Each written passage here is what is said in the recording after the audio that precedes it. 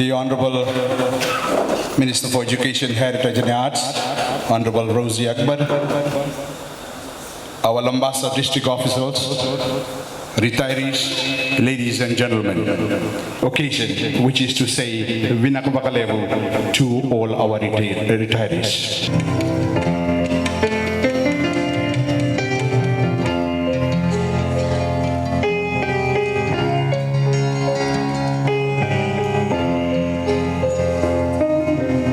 Mr. Ashok, the General Manager LICI, and your team, our distinguished, don't want to call them retirees, our distinguished guests, other invited guests, Ministry of Education officials, our media partners, Nisambula Vinaka, and a very, very good evening to you here in this beautiful, friendly north. Today we come together to appreciate. We come together to appreciate people, but before I go on to that, I'd like us to spend a moment in silence for all those who have left us. And especially, we've just lost our Senior Education Officer Policy Planning, who was based with us at the headquarters. And tomorrow we will bid him farewell. And I can understand it's a very sad occasion. So ladies and gentlemen, can we remember all those that have left us? Our students, our teachers, our parents, our guardians, our well-wishers for at least a second.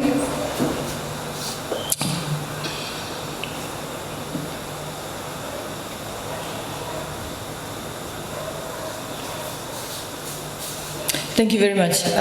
One of the reasons that we should remember all those who have left us, because somewhere along the line, they must have left an impact on us, whether it's our parents, our elders, our guardians, our children, those that we have taught.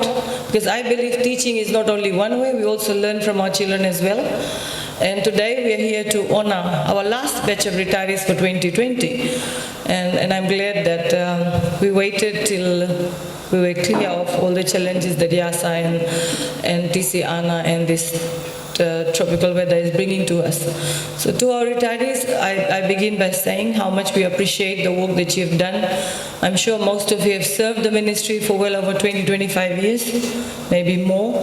And if you can just reflect on the number of students who may have passed through your classrooms, the teachings and learnings that you have imparted to those students who were part of your classroom.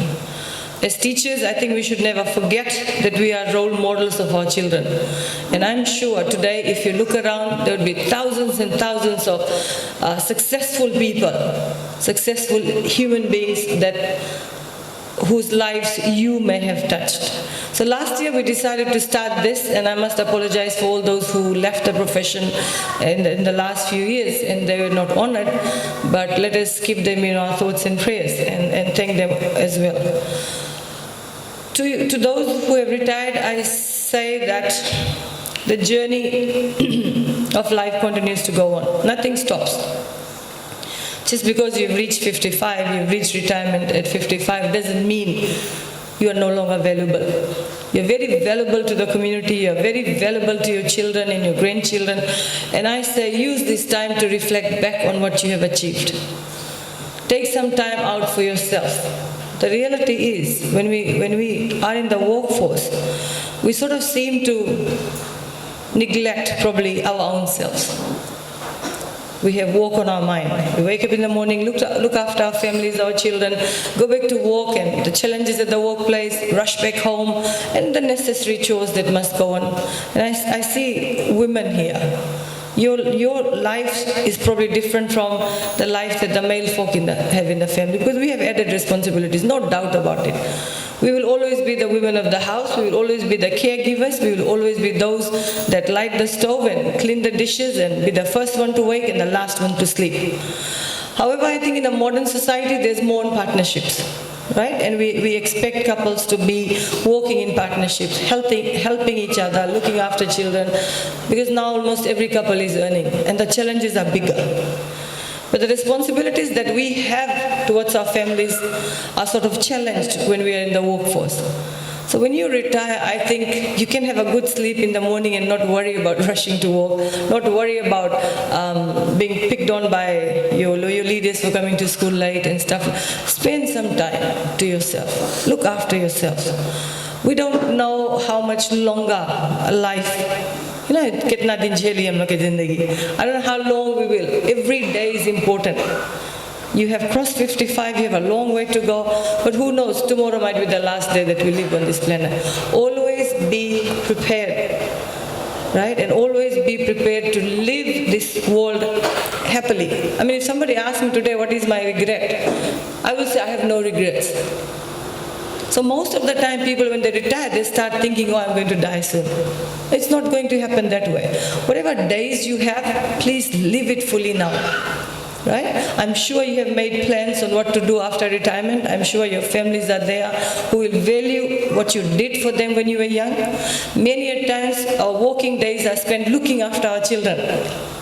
Everything that we work for, our earnings, go to the education of our children. And I'm sure your children they're there today to look after you.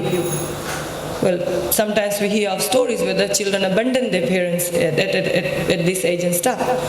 But that should not be the case, right? So children are now responsible for you, but you are still responsible for yourself. Don't just fold your arms and say, I'm retired, I'm going to sit back and I'm going to relax. Now it's going to be difficult. You need to engage your mind. Do things that you find pleasure in.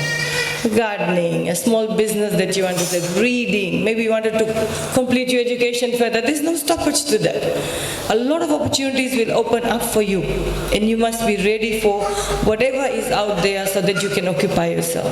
Spend time with your grandchildren. I'm sure most of you have grandchildren now. They need your valuable experience and wisdom. One of the best things we can have at an older age is wisdom. And that is one wisdom that you need to pass on to the younger generation. Okay?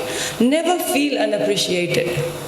That's what I want to say to you. You are special, whether you are at 21 or you are at 55 or 60, you are still special. You are still valuable to your communities. Put your knowledge to good use. Engage yourself in work that will better your communities. Explore the horizons, opportunities available for you, because life has to go on. Okay? So I'm sure you have planned your retirement. I always say retirement must be planned. Anybody who's born and starts working, you start planning your retirement. Sometimes we say, okay, we'll look after our children and children will look after us. Well, the policy guys are here. They must have something planned for you. So the younger ones here in this room, please invest wisely. Invest wisely, because when you stop earning, the bills keep coming. Remember that. The bills will not stop coming, right? So whatever you have to invest, maybe it's the right time to invest and keep yourself busy. But first and foremost, give yourself some time, right? At the ministry, one of the reasons we said we must honor and appreciate all those who are leaving the ministry is because you have made an impact. You've given 25, 30 years of your life. This is the time where you can spend as much time on yourself. Do things that pleases you. Okay? So I've been told there's a lavish dinner, but let me say some of the progresses we've made in the ministry. For the North especially, yes, it has been a challenging experience for us. We have more than 150 plus schools around the Northern Division.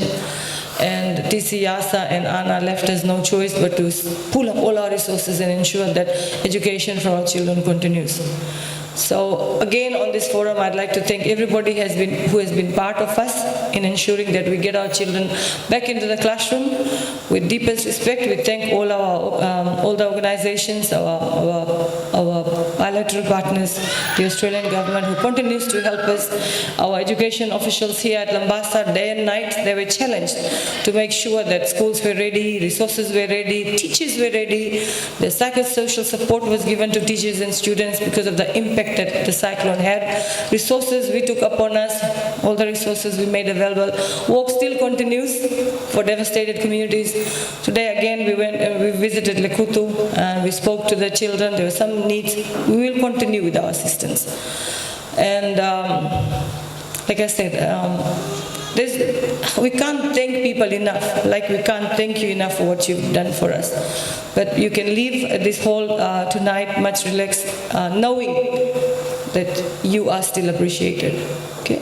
You will always belong to this ministry because your education, whether it's in a classroom, in a formal setting, or whether it's within your homes, will make a great impact to the younger generations of this community. So ladies and gentlemen, can I ask my colleagues to put their hands together and say another thank you for our retirees today. We wish you well and we wish you good health and we wish you a happy journey into, I don't even like to use the word retirement, but I have to say it. When you retire from public service, you retire, right? So, and Alicia, I thank you very much for your generosity and your team for partnering with us in this first ever Retirees Award function, and we thank you for that, and we also wish you well. Thank you very much.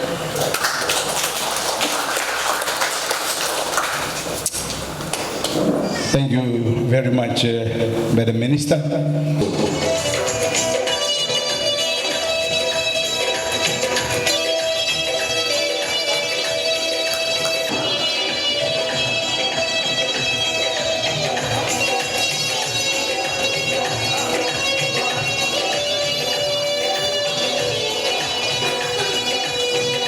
Then we have Mr. Albert Penny.